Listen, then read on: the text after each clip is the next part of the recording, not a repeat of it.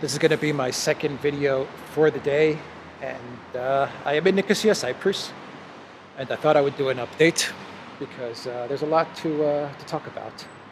And right outside of a church, let me see if I can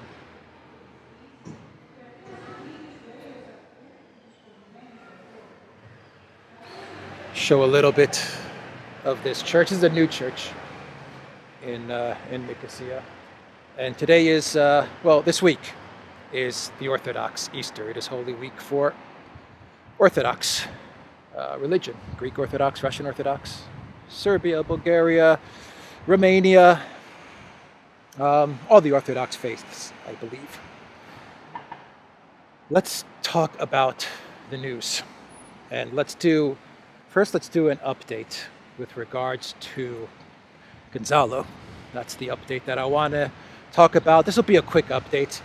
I don't have any news at all about Gonzalo's whereabouts, though I've been getting emails from various people, and I thank you for all your emails with regards to some of the information that you forwarded my way for Gonzalo, for where Gonzalo is. But the update that I really just want to get out to everybody is that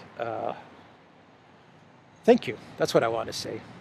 Thank you to everyone that contacted the embassy, the Chilean embassy, or the U.S. embassy, or the consulate, the representative office in your home country. Some people even contacted people that they may know who may be able to help with finding out where Gonzalo Lira is. And the response that we got from the Chilean embassy was actually quite encouraging. I don't want to give too much. I don't want to say hope. I just don't want to pump it up too much, if you know what I mean. But it was encouraging. For example, here's a response from the embassy in Canada. And I think this response is very representative of what all the embassies or the consulates in Chile said with regards to your communication for finding out where Gonzalo Lira may be. And this is what the embassy in Ottawa said. Thank you for your concern about the situation of our Chilean national, Mr. Gonzalo Lira. The Chilean authorities are already taking care of this matter. The authorities are doing everything they can to locate Mr. Lira as soon as possible. And I think that response was very representative of most of the responses from Chile. Many of the responses that all of you were kind enough to forward to me were also saying that the embassy in Poland is on top of it, and they're well aware as to what's going on. And they're working hard to figure it out. So I'm going to leave it there with an update for Gonzalo. Let's hope and pray that everything turns out well. And let's hope that during this Holy Week for the Orthodox faith, or the Easter that passed for other faiths, that Gonzalo is okay, and anyone else who's from, whether you're agnostic or atheist or any other religion, Jewish, Muslim, Buddhist, any other faith that you are, light a candle and just say a quick prayer for things to work out. And I'll leave it there. I will leave it there, everybody. And let's shift gears and talk about Assange, because we have some news about Assange. And his extradition is going through. And the only thing stopping the U.S. from getting their hands on Assange now is UK Home Secretary Priti Patel. She's the last barrier to Assange's extradition, because we have the magistrate court in London issuing the formal order to extradite Julian Assange.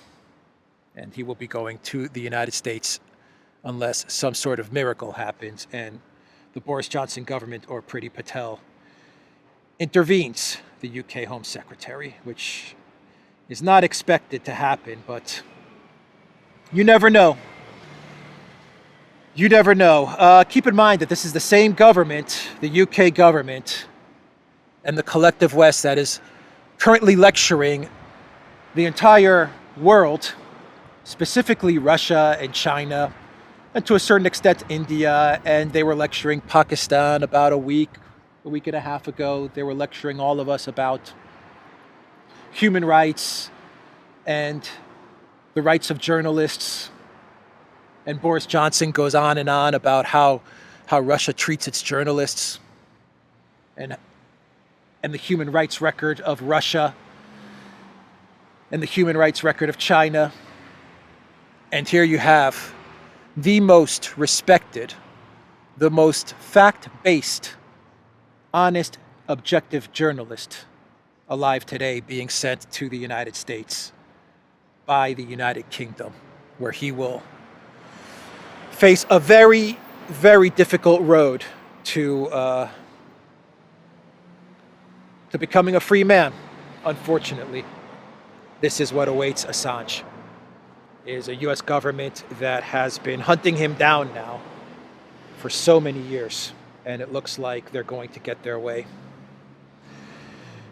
Unfortunately, but as with Gonzalo, everyone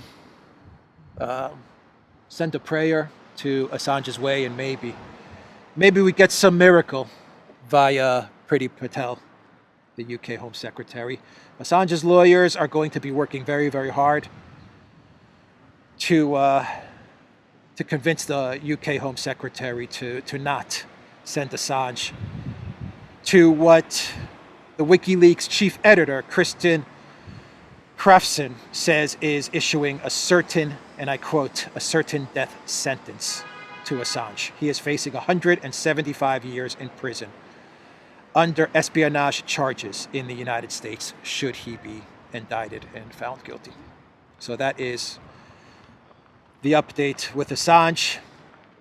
Staying with the UK and with Bojo, staying with Boris Johnson, he's undergoing his own scandal. So as he is sending Assange, extraditing Assange to the United States, where he faces 175 years in prison, Boris Johnson is trying to weasel his way out of his Partygate scandal, where he was busted, I believe not once, but twice. Is that correct, everyone from the UK? Was Boris Johnson busted twice, breaking his very own COOF mandate laws? Am I saying that correct? Is that correct? And now he's trying to weasel his way out of it. And he was in the House of Commons issuing a fake apology, and it wasn't even a sincere apology, because as he was apologizing to the citizens of the United Kingdom for breaking the law, he decided to pivot to Ukraine. I'm a little upset, as you can tell. I'm a little upset. The hypocrisy drives me crazy. It really, really upsets me at times. I don't know how I get through it sometimes, but the news about Gonzalo and Assange is just, it's frustrating. It's upsetting. But this is how Boris Johnson pivoted when he was trying to issue this fake apology for his Partygate scandal. He said this to the House of Commons, to the people of the UK, and I quote, "It is precisely because I know that so many people are angry and disappointed that I feel an even greater sense of obligation to deliver on the priorities of the British people and to respond in the best traditions of our country to Putin's barbaric onslaught against Ukraine." That's some apology from Boris Johnson, isn't it? Blame Putin. Partygate, blame Putin. Speak to the House of Commons, appeal to the citizens of the UK for some sort of forgiveness, but blame Putin. What an incredible statement from Boris Johnson. It's so infuriating.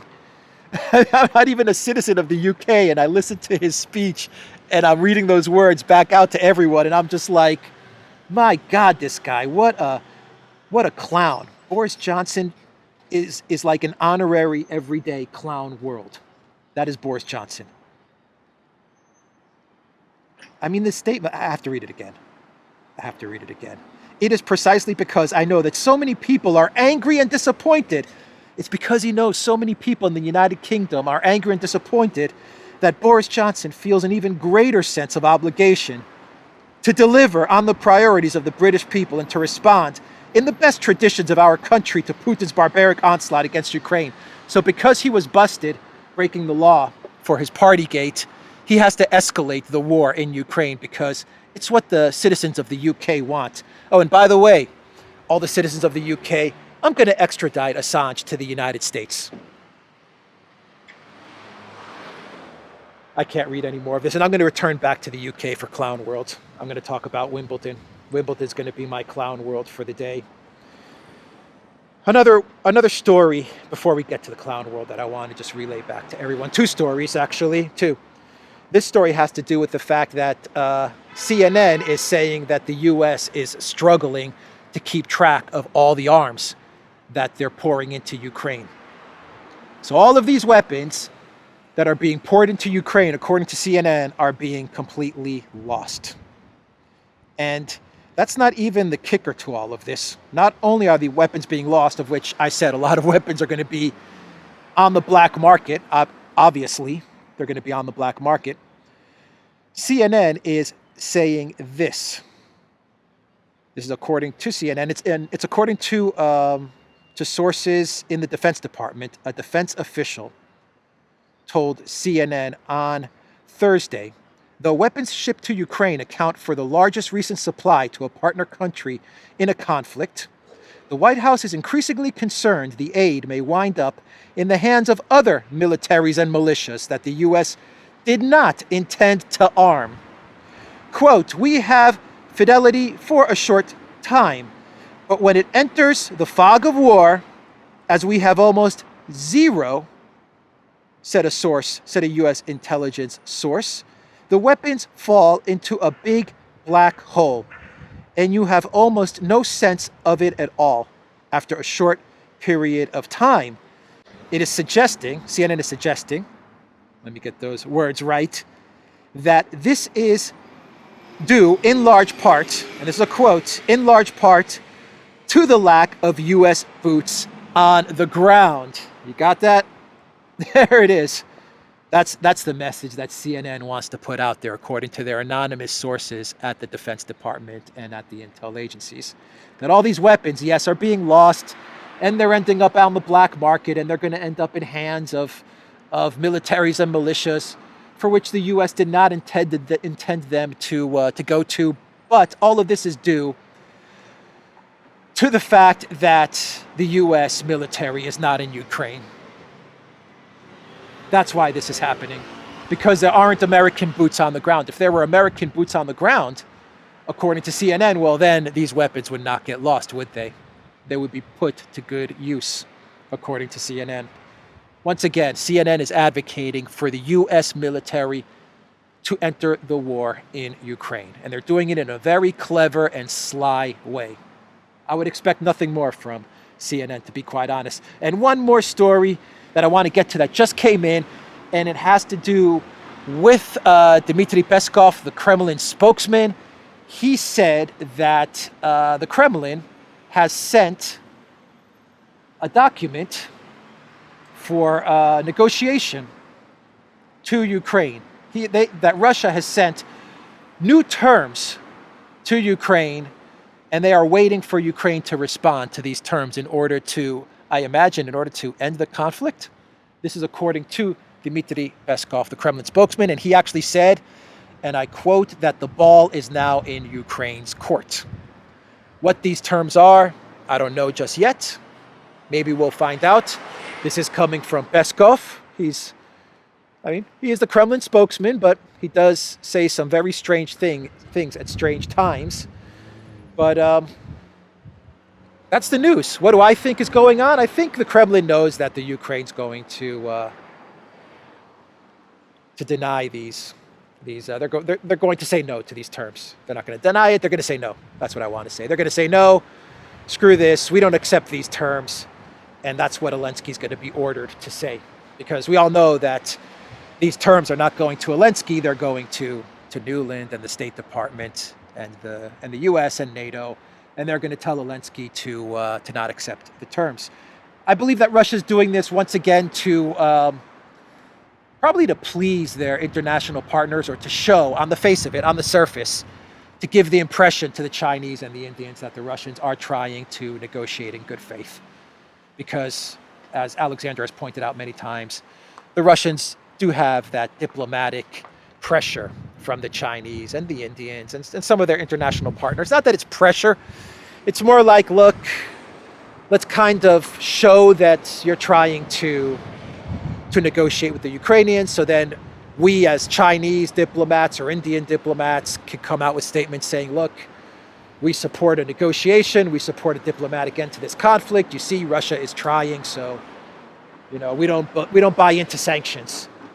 We're not going to side with the U.S. on sanctions. That's my hunch. That's what I think is going on. I could be wrong, though. I could be wrong, so let me know what you think. And now let's get to our clown world.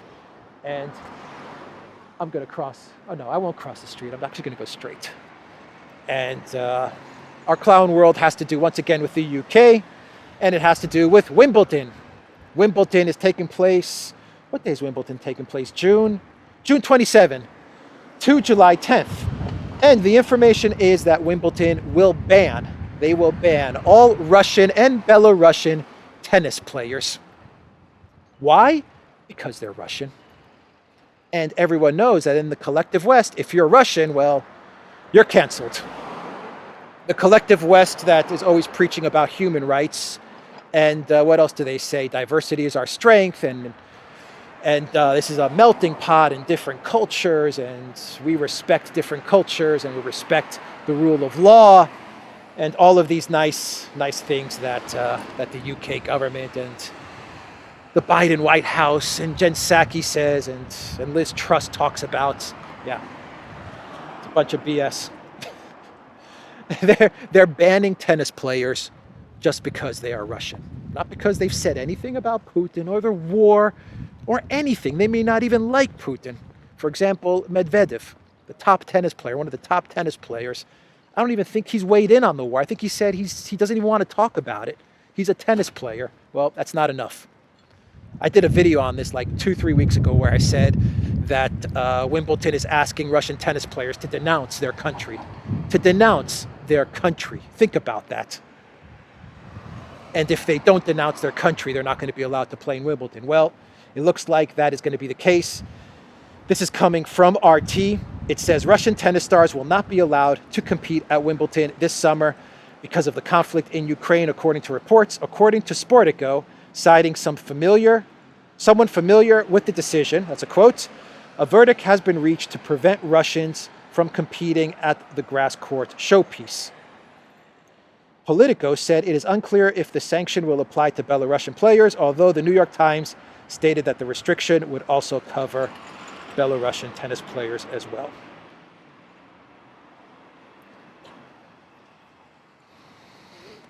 I don't know what to say anymore. I think that this fair world order that's being set up by Russia and China, it's time for them to create their own Wimbledon. And I'm not joking about that either. It's time for them to create their own everything. Just, they need to go their own way in full. Wimbledon, the Olympics, FIFA, UEFA, everything. Just create a whole new sporting system, a whole new entertainment system. You're already creating a whole new financial system. Just, I don't know what to say. Russian tennis players have nothing to do with this conflict at all. And they're being banned from Wimbledon. And once again, you're going to have a tennis tournament without one of the top players, which is Medvedev, on the men's side of things. And on the women's side as well, you're going to lose a lot of top players. Just like they did to Djokovic in Australia. The same thing. But instead of the CUF, it's now Ukraine. And the next crisis, whatever the next crisis is going to be, and whatever country or whatever demographic they decide to single out, well, it'll be the same thing. Until there's no one left to cancel anymore. Anyway, everybody, I don't want to upset everyone. I'm a little bit upset with the news and all of this stuff, but I'm also hopeful. So I will leave it there, theduran.locals.com. I'm going to just jump into this coffee shop right here at this coffee shop. and I'm gonna edit this video. Take care.